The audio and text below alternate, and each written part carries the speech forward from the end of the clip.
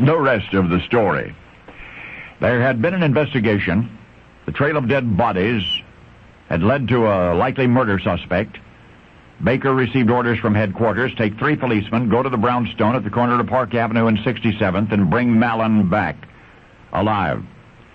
Inspector Baker told the policeman that the suspect would probably resist arrest, to prepare accordingly. The prediction was precise. Mallon was waiting for them.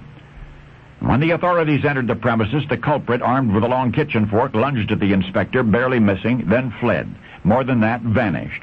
For 3 hours, the inspector and police assistants searched the house, searched the properties adjoining. There were footprints in the snow. There was a chair beside the backyard fence, but no other clues. The search was in vain. Inspector Baker called headquarters. The furious response was, "Don't bother coming back at all," without Mallon. So for 2 more hours, authorities combed the area. Finally, behind a false panel, under a high outside stairway, the suspect was discovered. An incredible swearing, slugging struggle ensued, but eventually the bruised and battered inspector and the policeman managed to subdue their quarry. Mallon was in custody at last. But this is the rest of the story. Inspector Baker, Inspector Sarah Josephine Baker, was in the first decade of this century a medical inspector for the New York City Department of Health. And the greatest challenge of Dr. Baker's entire career was the case of which you have just learned, the Mallon case, the Mary Mallon case. When Sarah Baker brought her back alive, she, Mary Mallon, was a fastidious, self-respecting, middle-aged Irish immigrant who had worked in various Manhattan households as a cook.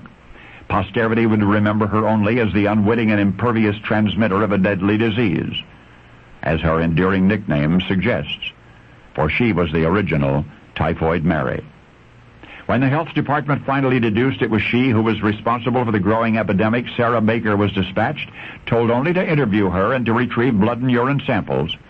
But when Mary refused, Sarah took 3 policemen to the house where Mary worked. You just heard about that time. And even then, if Mary Mallon had only given authorities the specimens they requested, she would not have been forcibly apprehended and taken to the hospital for those same tests. But history relates that once hospitalized, Mary Mallon was found to have typhoid, and while apparently immune to the ill effects of the disease herself, was capable as a food handler of infecting others. Refusing to take any other kind of work, Mary was held in custody at Riverside Hospital until her death in 1938. Yet Sarah Baker, who went on to distinguish herself otherwise in the fields of medicine and journalism and politics, Sarah would be haunted forever after by a detail of her investigation of which the public was utterly unaware. For Inspector Sarah Baker had required only blood and urine samples to confirm the suspicions of the health department, and in the hospital, Typhoid Mary Mallon's blood and urine tested free of typhoid. So it was another test that had not been required which led to the diagnosis.